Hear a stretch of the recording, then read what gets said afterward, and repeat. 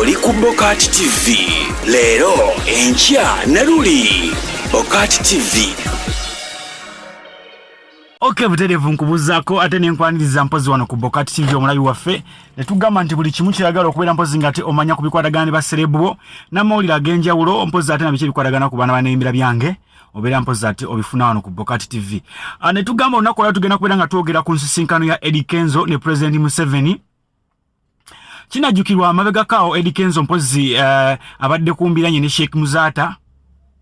Era mwabira byali bitambula ku social media wonna n'akaaba yakola video Facebook live n'akaabira ku kugundi ku FB nga bwabuuza Ugandan government muliwa nkozifunya awards nzirwadde museum nziwadde baani sizitadde makaga gange baana kubeera nga balabako naye nzikwata nenziwa Uganda Museum ne government evudde okunwanirira seka vaya ate nanzivoola bwato ne mutagamba kwetonda kale n'ensonga ezo bamasheke bazingiramu ne tubako we twatuuka Kenzo n'asizinga fire. Kenzo ne yerangira ku bwa president bw'aba semyekozo era ye president w'aba semyekozo balavu niga. Kenzo ye president waffe Kenzo ye president waffe naye oluvannyuma lwa mpozi ate okubeera nti hashtag Ugandan government where are you bambi president w'eggwanga Museveni yasobodde okubeera mpozi ngate amuyita bageni ne basisinkana bangi batandise okuba amawulire agagamba nti president meets the president nga kibategeeza nti president w'abalavu niga amitinze president wa Uganda. Bangi bavuddeyo nga boogerera ensonga eno nga bagamba yiye Kenzo abadde ayimba biboobe ayimba system volongoto kakati ate yasinkanye President Museveni. Olw'ennyimba ze abasinga abadde balowooza nti talina kusinkana President Museveni. Nenze nsuubira President Museveni president wa ggwanga bw'aba asobodde okubeera nga ayita omuntu amusisinkane nga tamuyise mu bubi. Sisuubira nti omuntu bw'aba tulinde ye Eddy Kenzo yajja tugamba nti abaaye nasinkanye President Museveni n'enkyuka nenva ku ludda lwa Bobi Wine sikyali wa people power sikyawagira people power sikyakola ki okitegeera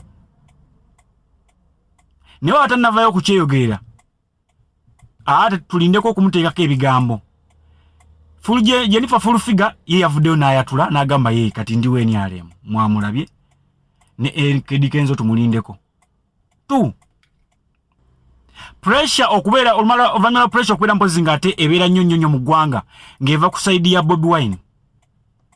President Museveni anoonya ngeri kijjadda mu bavubuka.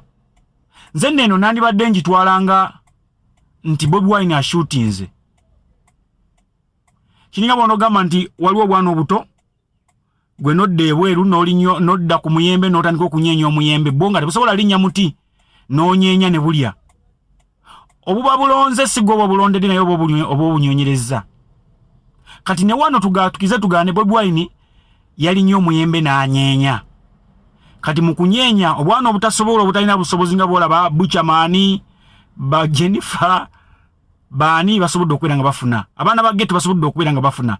Kenzo nze mubalanga wa ghetto kuba naye akimanya akikirizaamu wa ku street era ebimu ku byatotoledde President Museveni yamutotoledde nti nze ndi mwana wa ku street ndi orphani ate ndi mwana wa ku street nkulidde ku street nvudde ku street nendandika okubeera nga nyimba music wange n'abuna amawanga gonna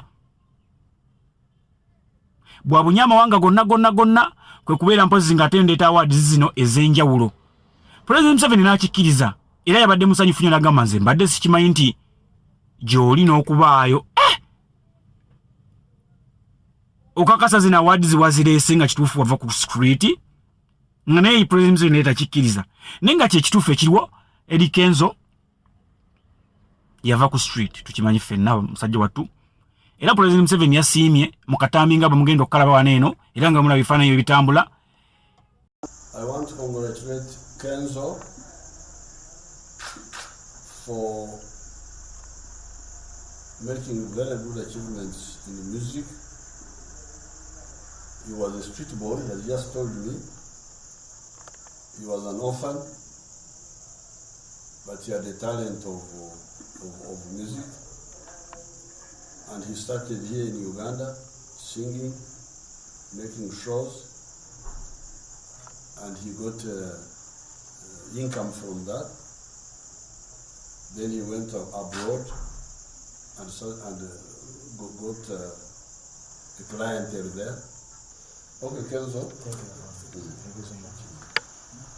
Era President Museveni yasiimye mu katambi nga bwe mugenda okukalaba wano eno era nga muna bifaananyi bitambula.